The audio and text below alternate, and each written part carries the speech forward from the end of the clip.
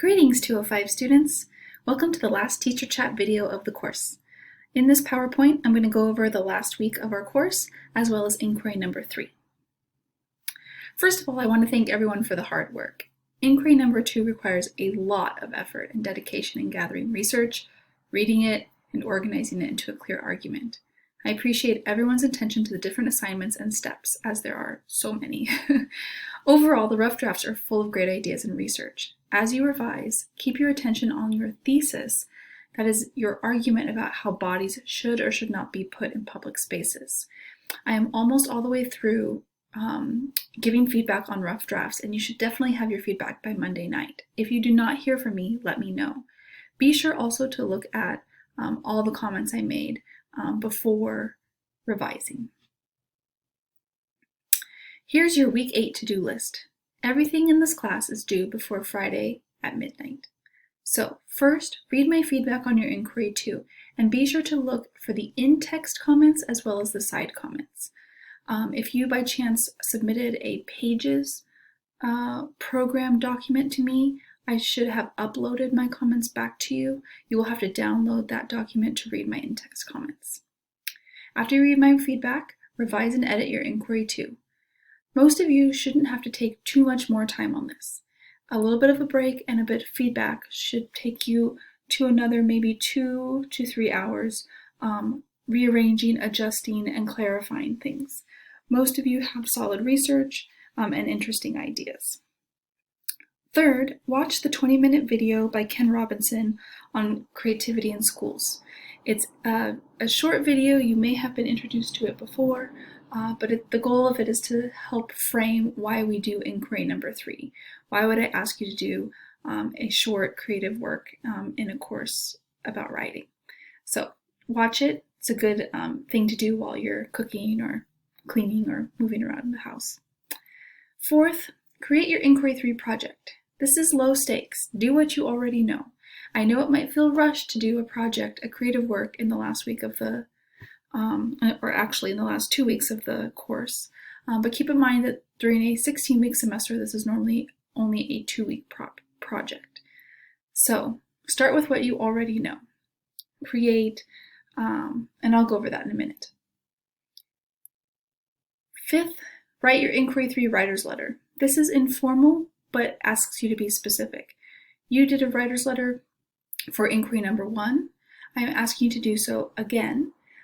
It is to me, and all I want you to do is explain your choices and reflect on inquiry number 3.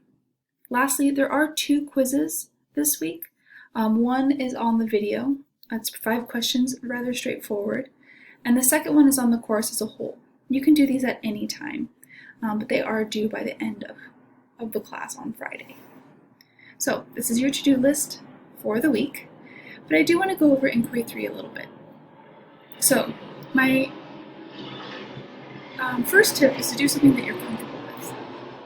I'm asking you to remediate or to put in a new medium or material or platform your inquiry number 2 argument. And usually this is done in a visual way. So if you wanted to make a comic book, if you wanted to make a poster, you can do stick figures. I've seen really awesome comics with stick figures. They're really quite expressive. You can always make a meme as an option. You can color a poster. Anything that represents bodies and your argument in a visual way is fair game. I am not creating creativity, just that you try to show your inquiry number 2 thesis in your project. The bulk of the work and the grade is in the writer's letter's reflection. It's only a letter to me, but try to be specific about the questions in the assignment sheet. How does what you did in your project reflect your argument inquiry 2, and how does that change? The reason we do a project continuing on the work of inquiry 2 is because it's important to show how, even when the argument is the same, when the cultural and rhetorical context shifts, all the other elements shift. So if you used a lot of logos in your research paper, maybe you now find that you need to use pathos to make the same argument in a meme, let's say. So I want you to kind of keep in mind what is the shift in how you argue, even though what you're arguing doesn't change.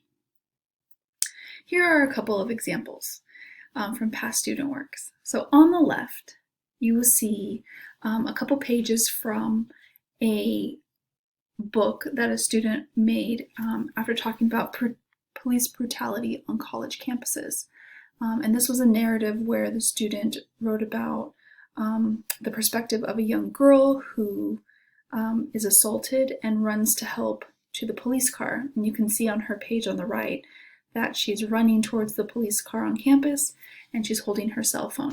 And as the story goes on, she details about how the girl looks for hope and help because she knows she's gonna see the police. And then the girl flips it from the point of view of the police officer and how the police officer sees her in the dark coming and running with something in her hand and shoots at her because he assumes that what's in her hand is a gun. And so it was a super interesting way of remediating her Inquiry 2 topic, where she asserted that police, and particularly campus police, need more training about how to interact with the student population. So she was neither for nor against police departments. She was just advocating for a shift in how training happens. So that's one example. She made a booklet, she drew it, she illustrated it, and wrote everything. On the right, you see a different approach. This was a student who wrote her research paper on whether Kanye West was a good role model for the African American community. And she cited that while she found his clothing line to be compelling and interesting, she did not like his support of Trump.